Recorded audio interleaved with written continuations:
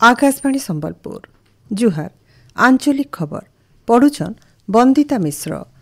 प्रधानमंत्री नरेंद्र मोदी 78 नंबर स्वाधीनता दिवस अवसर दिल्लीर ऐतिहासिक लालकिला प्राचीर आ किछि समय उतरू जातीय पताका उत्तोलन सहित देशवासी को संबोधन करबे। ई बछर स्वाधीनता दिवस विषय होउचे विकसित भारत 2047। जन भागीदारी के बढ़ावार उद्देश्य थी लालकिला ठाने समारोह के आसबार लगी 6000 स्वतंत्र अतिथि को नियुक्ता दिया जाइछे। इतार भितरे जुआन पीढ़ी आदिवासी संप्रदाय चाषी महिला और अलगा स्वतंत्र अतिथि माने रहिछन। इ व्यक्ति विशेष माने भिन्न भिन्न सरकारी योजना और प्रोत्साहन साहाय्य थी भिन्न भिन्न क्षेत्र न भल प्रदर्शन करिछन। सेंता भिन्न भिन्न राज्य और केंद्र शासित इलाका नु पारंपरिक पोशाक पिंधिकरी पाखापाखि 2000 लोक आसबे। इतार सहित माई गव और आकाशवाणी मिलित सहयोग थी प्रतिरक्षा मंत्रालय तरफु हेतिबार भिन्न भिन्न ऑनलाइन प्रतियोगितार 3000 विजेता इ उत्सव थी सामिल हेबे बोली सूचना मिलीछे। सेंता भुवनेश्वर न हेबार के थिबार राज्यस्तरीय स्वाधीनता दिवस कार्यक्रम थी मुख्यमंत्री मोहन चरण माझी जातीय पताका उत्तोलन करबार सहित परेड अभिवादन ग्रहण करबे। राष्ट्रपति द्रौपदी मुर्मू 78 नंबर स्वाधीनता दिवस अवसर 103टा साहसिकता पुरस्कार के मंजूरी देइछन। इ पुरस्कार सशस्त्र बाहिनी और केंद्रीय सशस्त्र पुलिस बाहिनीर जवान मान को मिलबा। इतार भितरे 4टा कीर्ति चक्र और 18टा शौर्य चक्र सामिल अच्छे। सेंता 9 जन को मरणोत्तर भावे सम्मान दियाजिबा। स्वाधीनता दिवस अवसर उल्लेखनीय प्रशंसनीय और वीरत्व सेवा लगी गृह मंत्रालय तरफु राष्ट्रपति पदक घोषणा करा जाइछे। ओडिशा पुलिस अग्निशम होमगार्ड और जेल विभाग के मिसई करी मोट 20 जन को राष्ट्रपति पदक दियाजिबा।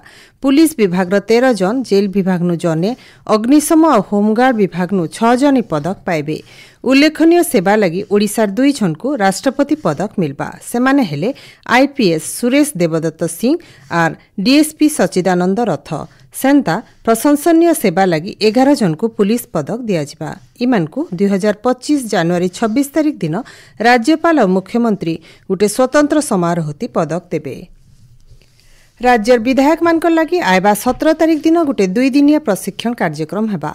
इ कार्यक्रम के केंद्र मंत्री धर्मेंद्र प्रधान उद्घाटन करबे। इति विधानसभा सदस्य मान को गृहर नीति नियम और गृह परिचालना बाबदे शिक्षा दियाजिबा। इथर विधानसभा के 84 जन नुआ विधायक पहला थर लगी आसीचन। बहुटे विधायक गृहर नीति नियम बाबदे अभ्यस्त नाइन। इथि लगी सेमान को प्रशिक्षण देबार सहित पूर्णा सदस्य मान को नेभा एप्लिकेशन बाबदे जनाबार लगी बाचस्पति प्रशिक्षण कार्यक्रम आयोजन करिछन।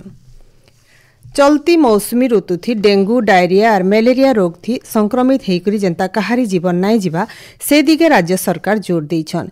इ सबु रोगर प्रतिरोध लगी दरकारी पदक्षेप नेबार के स्वास्थ्य मंत्री डॉक्टर मुकेश महालिंग विभागीय अधिकारी को निर्देश देइछन। भुवनेश्वर लोकसेवा भवन न गलाकाल हेतिबार जलबाहित और भेक्टर बाहित रोग बाबदे बैठक ती विषय उपरे आलोचना हेछि।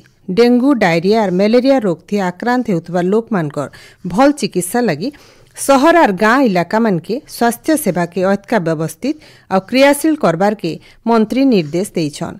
इ बैठक थी कलाहांडी बलांगीर सुंदरगढ़ बौद्ध सहित 15टा जिलार डेंगू डायरिया और मलेरिया रोगर एछेन थिबार स्थिति और परिसंख्यान समीक्षा करा जायतिला।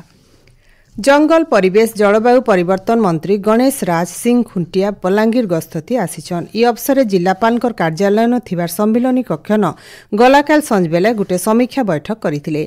जंगल विभाग अधिकारी कर्मचारी मानकु नेइकरी भिन्न भिन्न प्रकल्प उपरे समीक्षा करा जायतिला। जंगल विभाग जेन प्रकल्प मान पड़ी रहिचे तार काम फेरघा चालू करबा के मंत्री निर्देश देइछन। सेंता बलांगीर जिल्लार दादन चालान कम करबार लागि भिन्न भिन्न पदक्षेप निया जाउछि बोली मंत्री कहिछन।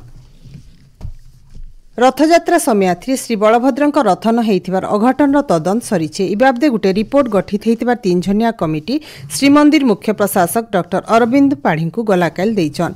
रिपोर्ट के आयबा श्रीमंदिर परिचालना कमिटी बैठक ती उपस्थापित करा जिबा। सेनो आलोचना सरबार उतरु परवर्ती निष्पत्ति नियाजिबा बोली सूचना मिलिछे। ओडिशा कृषि और वैषयिक विश्वविद्यालय ओयूएटी और आईआईटी भुवनेश्वर भितरे गोटे बुझामणा पत्र स्वाक्षरित हेइचे। इ बुझामणा पत्र जरिए दुही विश्वविद्यालय भितरे सूचना और वैषयिक ज्ञान कौशल आदान प्रदान छात्र छात्री को आयबा दिने शिक्षा क्षेत्र ती साहाय्य करबा। राज्य मौसुमीर प्रभाव वर्षा लगी रही। आज संबलपुर झारसुगुड़ा देवगढ़ बरगढ़ सोनपुर कलाहांडी बौद्ध सहित 19टा जिला न जबर वर्षा हेबा बोली आंचलिक पाणीपाग विज्ञान केन्द्र तरफ सूचना मिली। एचनिर आंचलिक खबर इन शेष है। आर बेलर आंचलिक खबर सुनी पारबे राति 7:02 थी। जुहार।